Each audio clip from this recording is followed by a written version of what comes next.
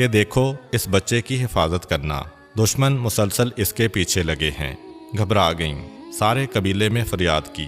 قبیلے کے مرد و زن دوڑتے ہوئے آئے، اس پہاڑی پر چڑھنے لگے جہاں کا اشارہ کیا تھا، تو یہ دیکھ کر حیران ہو گئے کہ پہاڑی پر وہ بچہ بڑے آرام کے ساتھ اس انداز میں لیٹا ہوا ہے کہ سر پہ تاج ہے، جسم پہ شاہی لباس ہے۔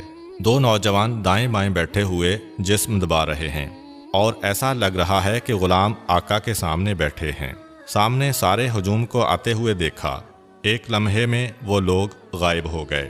پیغمبر اسلام مسکراتے ہوئے کھڑے ہوئے، جناب حلیمہ سعدیہ سے کہا کہ مادر گرامی، آپ کو پریشان ہونے کی ضرورت نہیں ہے، پروردگار عالم کی جانب سے یہ میرے محافظ تھے جو ہر لمحے میرے ساتھ رہتے ہیں، ان کے ہوتے ہوئے کوئی مجھے نقصان نہیں پہنچا سکتا۔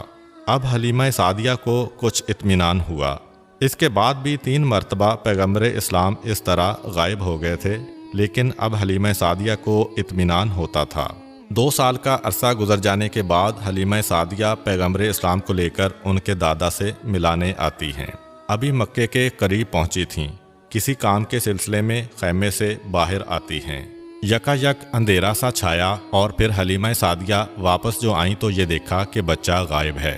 حلیمہ سعدیہ تو پریشان ہو گئیں، مگر وہاں حضرت عبدالمطلب خانہ خدا کے قریب بیٹھے ہیں، مسند بچھی ہوئی ہے۔ یکا یک کان میں آواز آئی کہ آپ کا پوتا جو حلیمہ کے پاس تھا وہاں سے کھو گیا ہے۔ بس اتنا سننا تھا کہ بے چین ہو کر حضرت عبدالمطلب کھڑے ہو گئے، تلوار کو نیام سے نکالا، کعبے کے پردے کو تھاما اور آواز دی کہ اگر میرا بچہ نہ ملا تو میں 1000 عربوں اور 100 قریشیوں کو قتل کروں گا۔ پھر پردہ پکڑ کے کہتے ہیں، پروردگارا، میں نے اپنے پوتے کو تیری حفاظت میں دیا تھا،